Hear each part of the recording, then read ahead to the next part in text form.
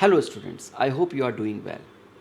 अगर मैं आपसे सवाल करूं कि लाइफ किसे कहते हैं, तो शायद आप 5 मिनट के लिए एक पॉज लेंगे और फिर अलग अलग आंसर्स देना शुरू करेंगे। लाइफ के अलग अलग कैरेक्टरिस्टिक्स को बोलना शुरू कर सकते हैं। ग्रोथ जिसमें होती है वो लाइफ होती है, मेटाबॉलिज्म जो शो करता है वो लाइफ होती है, रिप्रोडक्शन जो करता है वो लाइफ होती है, एंड सो ऑन। लेकिन सारे ऑर्गेनिजम्स में एक चीज़ फंडामेंटल है और वो है एनर्जी। लाइफ एनर्जी है। अगर एनर्जी है तो लाइफ है, अगर एनर्जी नहीं है तो लाइफ नहीं है।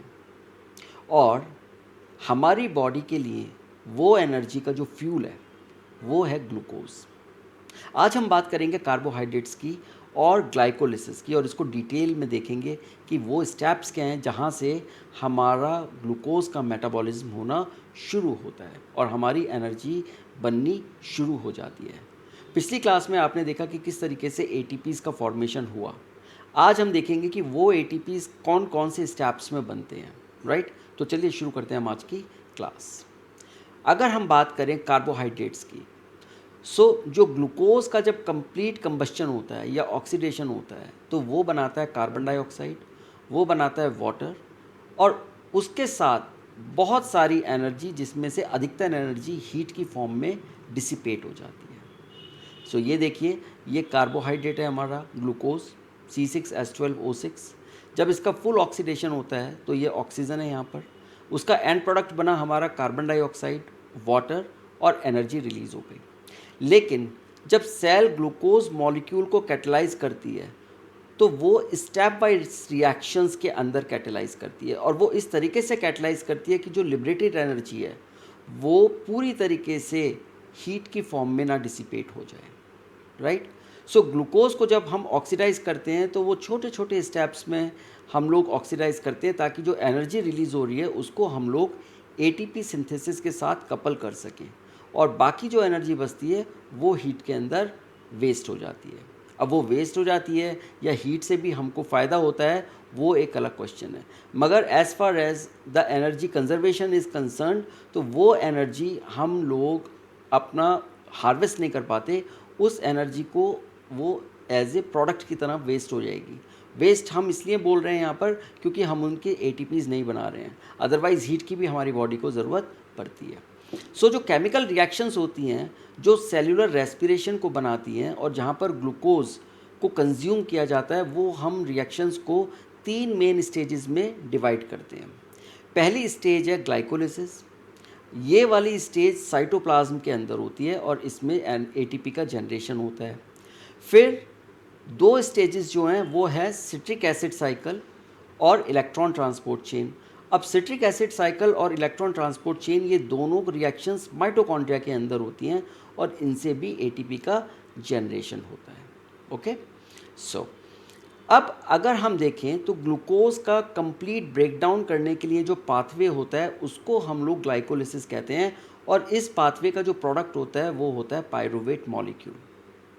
तो जब ग्लूकोज कंप्लीटली ऑक्सीडाइज हो जाएगा, राइट, तब तो वो बनाएगा कार्बन डाइऑक्साइड और वाटर। लेकिन ग्लाइकोलिसिस एक तरीके का पार्शियल ऑक्सीडेशन होता है, वहाँ पर ग्लूकोज का प्रोडक्ट बनता है पायरुवेट। नाउ इस पूरे पाथवे को ग्लाइकोलिसिस के एम्डन मेयरहॉफ पार्नास पाथवे या फिर ईएमपी पाथवे भी बोलते हैं। ये वो साइंटिस्ट थे जिन्होंने इस पूरे ग्लाइकोलिटिक पाथवे को सामने लेके आए और इसको पूरी तरीके से कंस्ट्रक्ट किया सेल के अंदर कि किस तरीके से एक रिएक्शन के बाद दूसरी रिएक्शन होती है। तो जो ये पाथवे है ग्लाइकोलिसिस का, ये हमारे सेल्यूलर रेस्पिरेशन की फर्स्ट प्रोसेस होती है। ओके, और ये एक यूनिवर्सल पाथवे है जो सारे लिविंग ऑर्गेनिजम्स में होता है, और इसमें ग्लूकोज को पायरुविक एसिड के अंदर कन्वर्ट किया जाता है। ओके, नाउ ये जो फर्स्ट स्टेज है यहाँ पर ग्लूकोज का पार्शियल ऑक्सीडेशन होता है। जैसे मैंने आपको बोला, glycolysis is the basically the step where the partial oxidation of glucose takes place, और यहाँ पर 2 मॉलिक्यूल्स हमको पायरुविक एसिड के मिल जाते हैं। ये 10 रिएक्शंस की सीरीज़ है। ये पूरा का पूरा जो पाथवे है ग्लाइकोलिसिस का, इसके अंदर 10 रिएक्शंस होती हैं और हर एक रिएक्शन सिक्वेंशियल रिएक्शन है। मतलब वो रैंडम नहीं है, जो रिएक्शन पहले होगी उसके बाद दूसरी कौन सी रिएक्शन होगी, फिर तीसरी कौन सी रिएक्शन होगी, ये सारी कंजर्व्ड हैं सारे ऑर्गेनिजम्स के अंदर। और जो एटीपी बनता है इन रिएक्शन से, वो एटीपी बनता है सबस्ट्रेट लेवल फॉस्फोरिलेशन से, राइट। जो जो जो स्टूडेंट्स इसको देख रहे हैं वीडियो को और इन्होंने सबस्ट्रेट लेवल फॉस्फोरिलेशन नहीं देखा, तो वो इससे पीछे वाली वीडियो में जाके देख सकते हैं, जहाँ पर कंप्लीट सबस्ट्रेट लेवल फॉस्फोरिलेशन को एक्सप्लेन किया गया है। अब ये जो एंजाइम्स होते हैं ग्लाइकोलिटिक रिएक्शंस के, ये साइटोप्लाज्म के अंदर फ्रीली अवेलेबल होते हैं, राइट। तो जैसे ही ग्लूकोज सेल के अंदर आया, ये एंजाइम्स वहाँ पर तुरंत उस ग्लूकोज को आगे की रिएक्शंस के अंदर लेके जाना शुरू कर देंगे। और ये ना तो किसी मेम्ब्रेन से बाउंड होते हैं और ना ही ये किसी ऑर्गेनेली से बाउंड होते हैं, ये सिर्फ साइटोप्लाज्म के अंदर बिखरे हुए रहते हैं। नाउ यहाँ पर पूरी ग्लाइकोलिसिस में कोई ऑक्सीजन की ज़रूरत नहीं पड़ती, इसीलिए ये एरोबिक और एनएरोबिक ऑर्गेनिजम्स में कॉमन पाथवे है। जो ऑर्गेनिजम्स एरोबिक रेस्पिरेशन करते हैं यानी ऑक्सीजन का यूज़ करते हैं, और जो ऑर्गेनिजम्स एनएरोबिक रेस्पिरेशन करते हैं जहाँ पर ऑक्सीजन का कंजम्पशन नहीं होता, उन दोनों ही ऑर्गेनिजम्स के अंदर ये वाला पाथवे कॉमन होता है, क्योंकि इसमें ऑक्सीजन की ज़रूरत नहीं पड़ती। So that's a very important point. अब क्या करता है ये पाथवे, 2 एटीपीज को कंज्यूम करता है एक ग्लूकोज को ब्रेक डाउन करने के लिए, लेकिन ये 4 एटीपीज बनाता भी है, राइट। 2 एटीपीज तो इसने कंज्यूम कर लिए, लेकिन इसने प्रोडक्शन कितना किया, 4 एटीपीज का प्रोडक्शन करा, इसलिए इसका जो नेट गेन होता है वो 2 एटीपीज होते हैं, 4 - 2 = 2। और साथ ही साथ यहाँ पर 4 इलेक्ट्रॉन्स NADH में हार्वेस्ट हो जाते हैं, जो बाद में ATP फॉर्मेशन में यूज़ होते हैं। तो ये NAD है, इसमें प्रोटॉन्स आए और ये NADH बन गया, और इस तरीके से ये इलेक्ट्रॉन्स को भी आगे जो क्रैब साइकिल से भी निकाल के फिर वो इलेक्ट्रॉन ट्रांसपोर्ट चेन के थ्रू इसको ऑक्सीजन को दे देते हैं। अब अगर हम ग्लाइकोलिसिस को समझें तो पूरा ये 10 रिएक्शंस का जो ग्लाइकोलिटिक साइकिल है, ये पूरा जो पाथवे है, इसको हम 3 पार्ट्स में डिवाइड कर सकते हैं। पहला है प्राइमिंग रिएक्शंस, दूसरा है क्लीवेज, और तीसरा है oxidation and ATP formation. So glycolysis की शुरुआत जो होती है, वहाँ पर शुरू में एनर्जी का इनपुट लगता है, इसका मतलब वहाँ पर ATPs की ज़रूरत पड़ती है। तो यहाँ पर जो ATPs हैं वो क्या करते हैं, ये 6 कार्बन ग्लूकोज के साथ ऐड कर देते हैं अपने फॉस्फेट ग्रुप को, और ये जो हमारा 6 कार्बन मॉलिक्यूल है वो से 2 फॉस्फेट ग्रुप्स के साथ एक नया मॉलिक्यूल बन जाता है। तो कार्बन के साथ ये फॉस्फेट ग्रुप ATP से आए तो ATP ADP में कन्वर्ट हो गया, और साथ में ये जो 6 कार्बन मॉलिक्यूल है इसके ऊपर 2 फॉस्फेट के ग्रुप्स आ गए, राइट। तो ये होती है प्राइमिंग रिएक्शन, जहाँ पर ये प्राइम किया जाता है ग्लूकोज को आगे की ऑक्सीडेशन के लिए। फिर आता है क्लीवेज। अब ये जो 6 कार्बन मॉलिक्यूल है इसको स्प्लिट किया जाता है, और ये 3 कार्बन शुगर फॉस्फेट्स में चेंज हो जाता है। तो यहाँ ये 6 कार्बन शुगर डाइफॉस्फेट आप देख रहे हैं, ये 3 शुगर फॉस्फेट में ये चेंज हो गया। यहाँ पर 3 कार्बन्स आपको दिखाई दे रहे हैं और सबके ऊपर फॉस्फेट लगा हुआ है।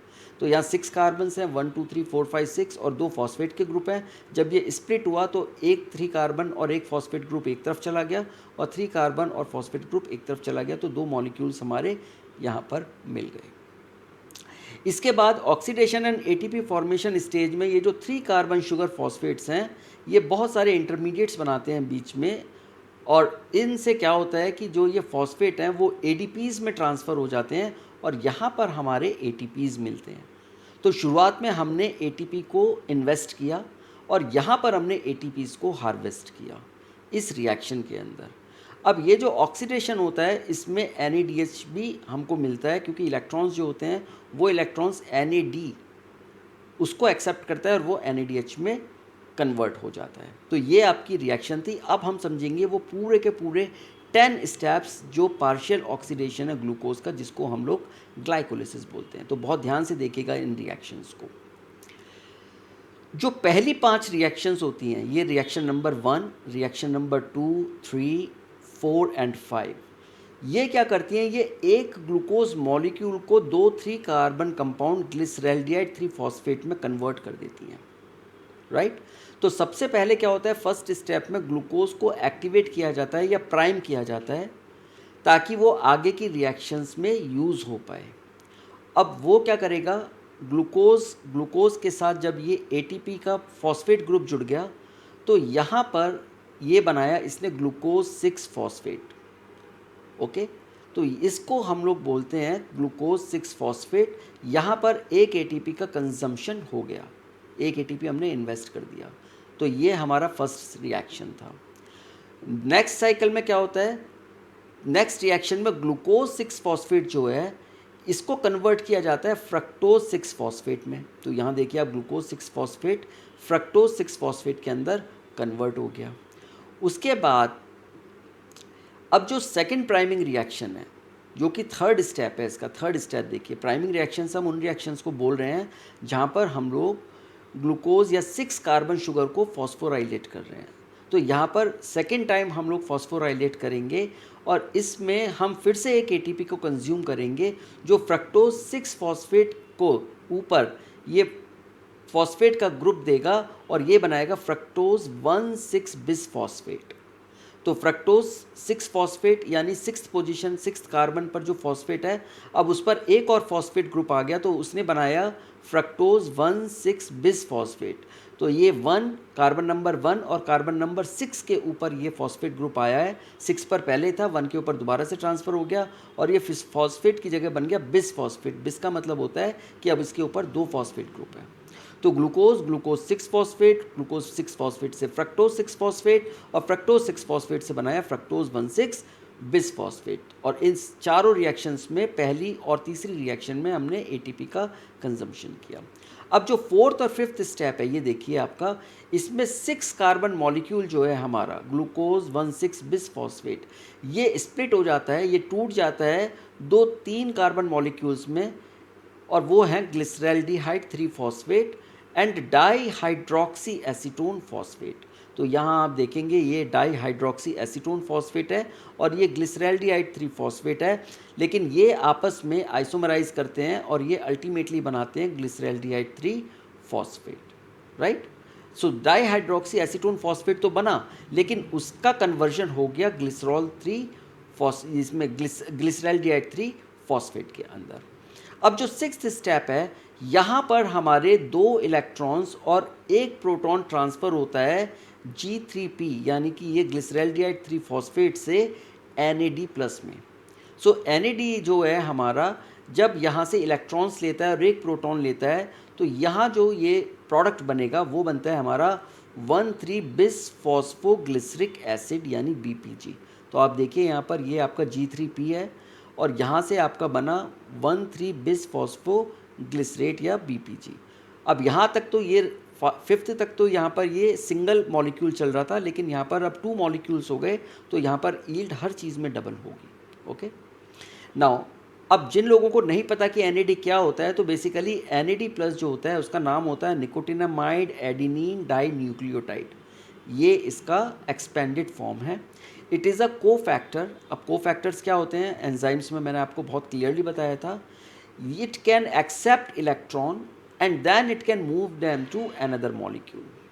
तो ये एक ऐसा कोफैक्टर होता है जो कि इलेक्ट्रॉन को एक्सेप्ट कर सकता है और फिर उन इलेक्ट्रॉन्स को किसी दूसरे मॉलिक्यूल को डोनेट कर सकता है। तो जब ये हमारा ग्लिसरैल्डिहाइड 3 फॉस्फेट ऑक्सीडाइज होता है, वहाँ पर ये 2 इलेक्ट्रॉन्स और 2 प्रोटॉन्स रिलीज होते हैं। कितने होते हैं? 2 इलेक्ट्रॉन्स निकलते हैं इस पर्टिकुलर रिएक्शन में और साथ में 2 प्रोटॉन्स रिलीज होते हैं। तो NAD जो है वो 2 इलेक्ट्रॉन्स और 1 प्रोटॉन को एक्सेप्ट कर लेता है और ये बनाता है NADH। तो आप देखिए यहाँ पर ये NAD है, इसने 2 इलेक्ट्रॉन्स को एक्सेप्ट किया, 1 प्रोटॉन को एक्सेप्ट किया और इसने बना दिया यहाँ पर NADH। अब जो बचा हुआ सेकंड प्रोटॉन है वो सॉल्यूशन में रिलीज़ हो जाता है। क्लियर हो गई? तो यहाँ पर आपको मैथ समझ में आ गया। 2 इलेक्ट्रॉन थे, 2 प्रोटॉन थे, 2 इलेक्ट्रॉन और 1 प्रोटॉन को एक्सेप्ट किया NAD+ ने और जो बचा हुआ प्रोटॉन था उसको रिलीज़ कर दिया गया सॉल्यूशन के अंदर। क्लियर? गुड। अब जो 7th स्टेप है आप देखेंगे, ये हमारा 7th स्टेप है जहाँ हम बात कर रहे हैं। यहाँ पर ADP क्या करता है, वो एक हाई एनर्जी फॉस्फेट मॉलिक्यूल को 1,3-BPG से हटा देता है और वो खुद बन जाता है एटीपी।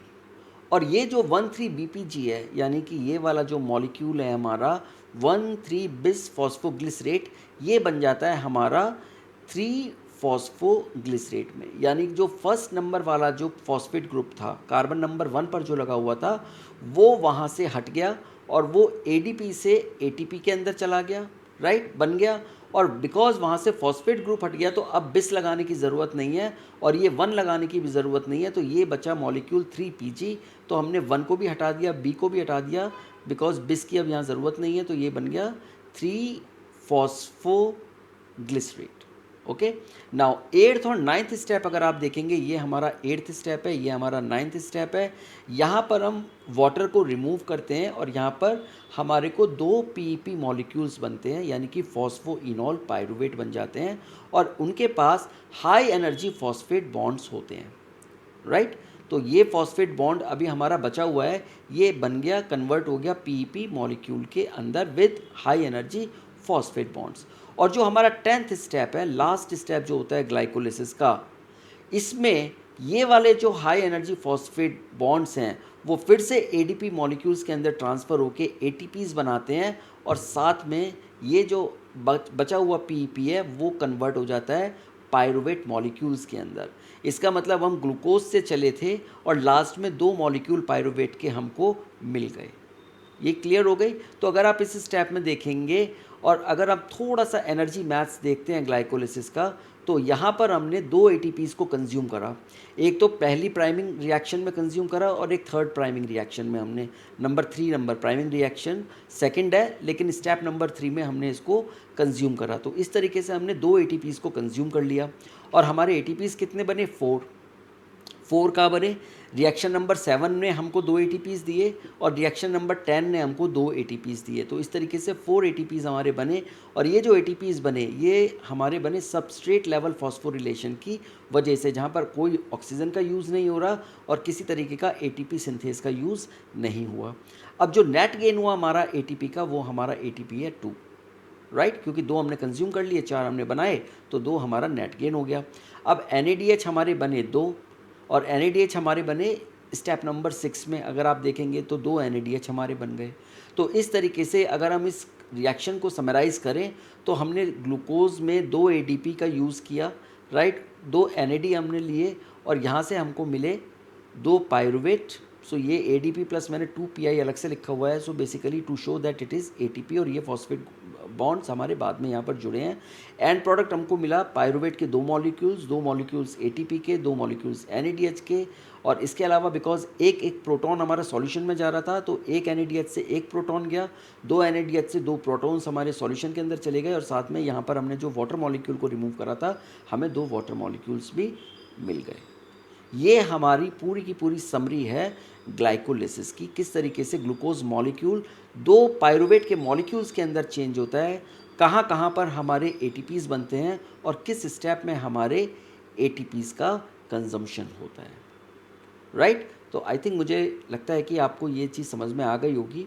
अब हम इससे आगे की स्टोरी कंटिन्यू करेंगे नेक्स्ट क्लास में। तब तक आप अपना ध्यान रखिए। Take care and thank you.